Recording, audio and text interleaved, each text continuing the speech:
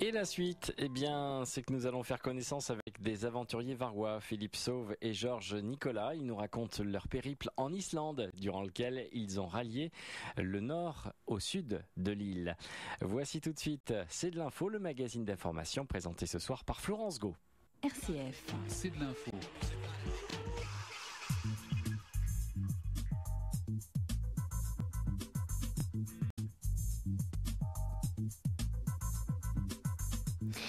Imaginez que vous marchez sur une route et que vous n'entendez que le bruit d'une canne blanche sur le goudron. Imaginez que vous avez un rêve, traverser l'Islande à pied. Imaginez que vous devez le faire accrocher au bras d'un ami. Imaginez que vous ne verrez rien de ce voyage. C'est le défi qu'a relevé Georges Nicolas, non-voyant depuis une quinzaine d'années, avec l'aventurier varois Philippe Sauve. Ils sont revenus le 24 septembre dernier de 20 jours passés en Islande. Ils sont tous les deux les invités de C'est de l'info. Florence Gau. Alors, Godendag, à tous les deux, bonjour en islandais, je suis allée chercher. Bonjour, mais je crois qu'on n'essaiera pas de parler islandais parce qu'on a eu du mal. Quand même, 20 jours passés là-bas, vous avez bien rapporté quelques bribes. C'est tellement facile l'islandais, non ? Je laisse à Georges. Non, les noms sont imprononçables. Bonjour à tous. Et c'est très difficile de parler l'islandais. Effectivement, je m'attendais à beaucoup pire. Godendag, quand je l'ai vu, je me suis dit, je vais me permettre de tenter l'expérience. Alors, 20 jours pour traverser l'Islande du nord au sud. Vous êtes revenu il y a quelques jours. Racontez-nous un petit peu comment est née cette idée folle. On a déjà eu l'occasion d'en parler sur cette antenne, mais racontez-nous qui a eu l'idée en premier. Qui a eu l'idée folle ? Eh bien, je crois qu'elle est venue d'un commun accord. Oui. On s'est rencontrés avec Georges lors d'un salon du livre, le salon du livre de Sifour. Et donc moi, j'avais déjà fait pas mal de périples. Georges était parti en Laponie. Et on avait envie de réaliser un projet commun. Et donc, au départ, on voulait faire un périple à l'ascension du sommet. Mais ça n'a pas pu se faire pour cause de budget. Et on avait besoin de vivre une aventure quand même cette année, et donc on a décidé de partir en Islande. Une expérience humaine, sportive, Georges ?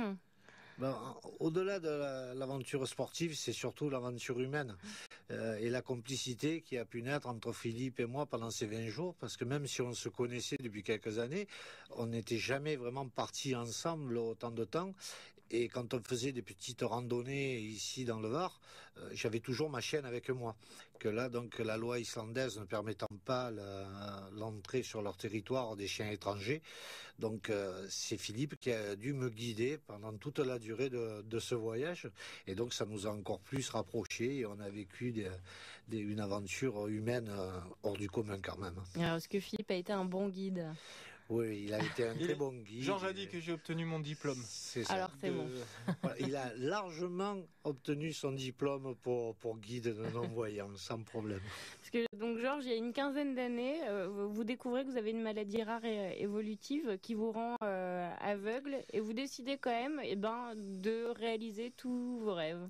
C'est ça, disons, c'est pas venu d'un coup, c'est au fur et à mesure. J'ai fait un stage dans un institut à Nîmes, l'institut Aramav, où là, donc, on m'a fait prendre conscience des possibilités qu'on peut avoir malgré notre handicap. Et donc, quand j'ai quitté ce stage, j'ai dit, tout ce que j'ai pas pu faire avant, je vais essayer de le faire maintenant, et même plus, puisque depuis maintenant 1 an et demi, 2 ans, grâce à Philippe, il me permet un petit peu de faire de l'escalade maintenant.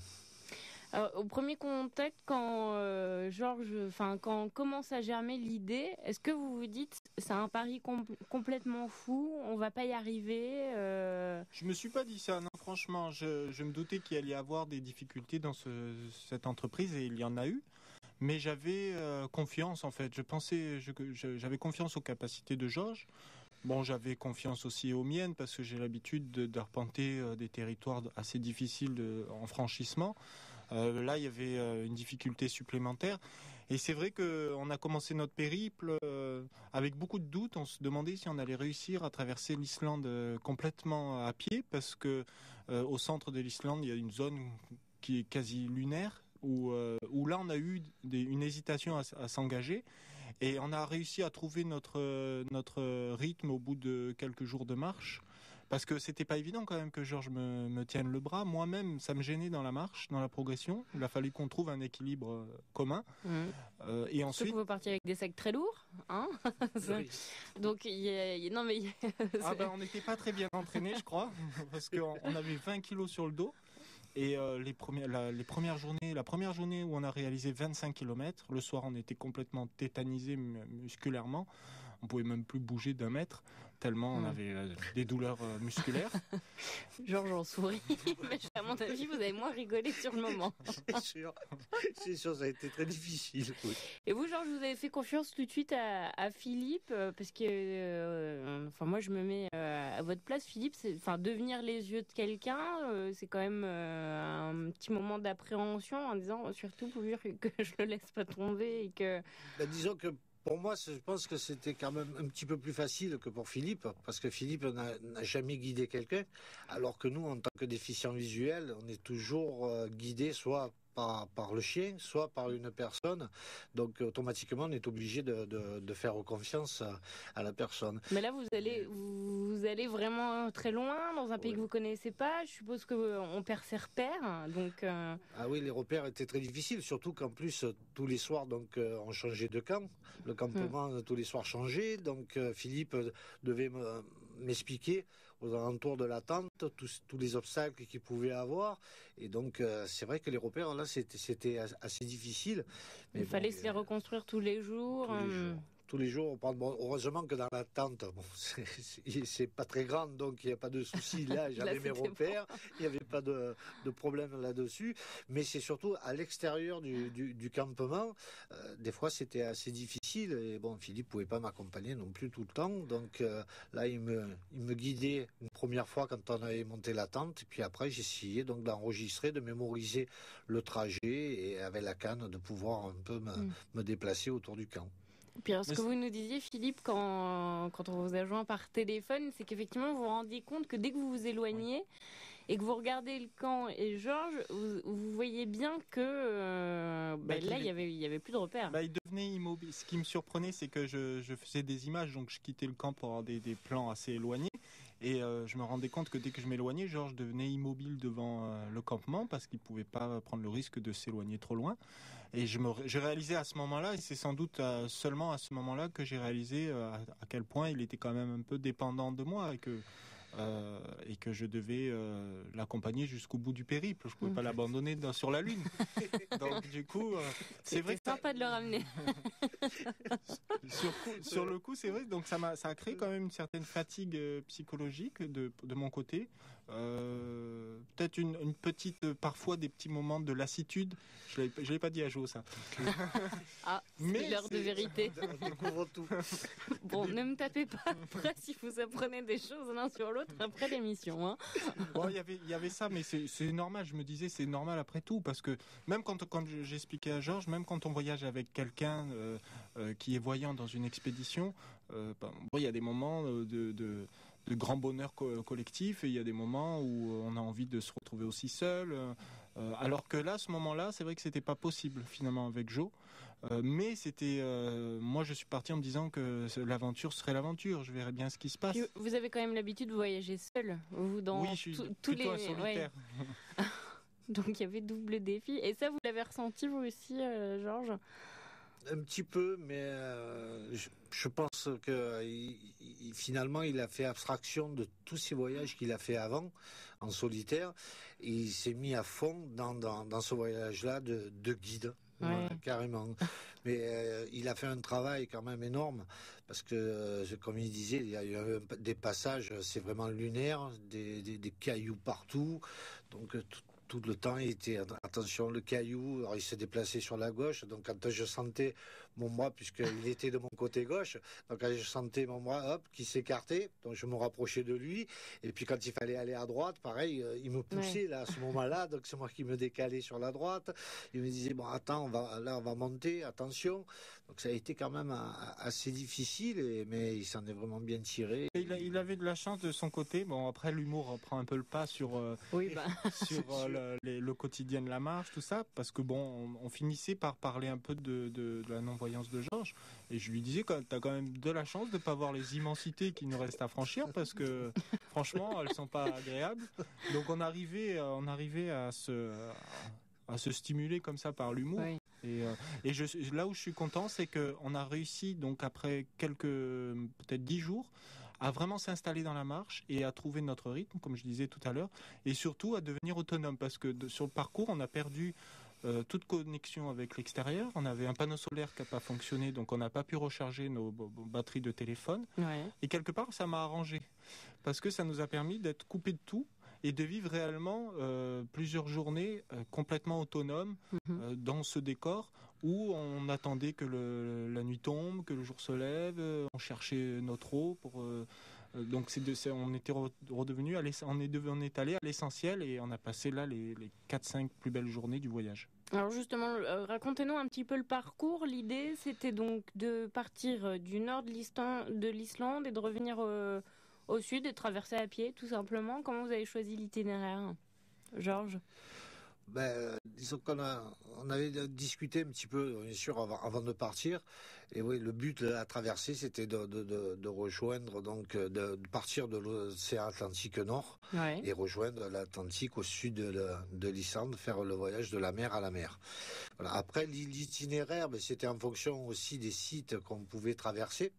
Donc, on avait une envie, c'était de passer à côté donc du fameux grand glacier, le plus grand glacier d'Europe, là, le Vatnajökull ou Jokul, ça je sais pas comment on prononce. C'est très bien.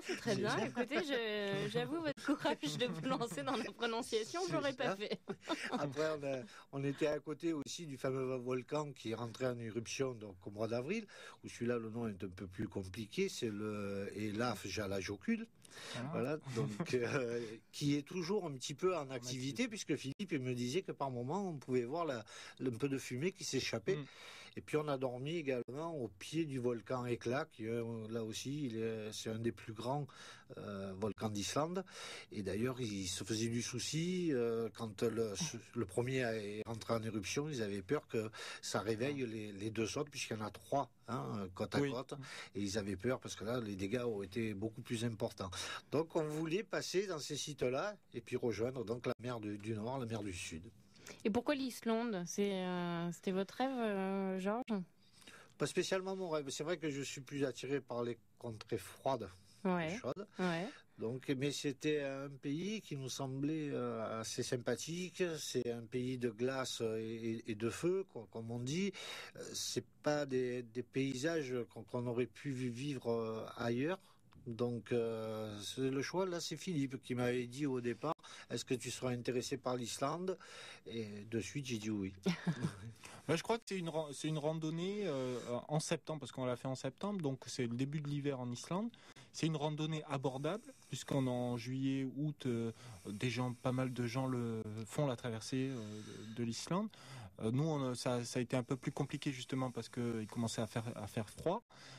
Il y a quand même bien 15 jours de voyage loin de tout. Et l'Islande, comme dit Georges, c'est quand même un pays d'une grande beauté. Il y a vraiment, on sent que c'est une terre en ébullition, en travail. Et c'était aussi un peu à mi-chemin de l'Arctique.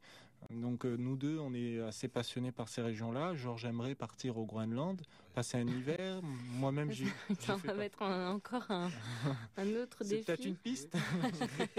C'est une piste de futur voyage. Oui. Donc c'était un petit avant-goût à ces régions polaires. Et en fait, notre parcours, l'Islande, il y a une route principale qui s'appelle la N1 qui fait le tour de l'Islande. C'est la seule route fréquentée par la population. Et ensuite, vous avez des pistes qui traversent tout le pays. Et il y en a une assez connue qui s'appelle la F26 qu'on a empruntée, qui est une piste de 4x4 en fait. Ouais. Et des gros 4x4, pas les petits 4x4 de Toulon, des 4x4 avec des roues énormes. Et donc, ils l'empruntent sur toute la traversée nord-sud du pays. Et donc c'était une voie un peu naturelle tracée pour nous. Et cette voie passe justement à côté de ce volcan et nous a permis de quitter la civilisation du nord et la retrouver au sud un peu plus tard. Voilà, alors pour vous trouver des pauses musicales, eh bien en fait très facile, puisque la chanteuse Björk est islandaise, donc It's Oh So Quiet.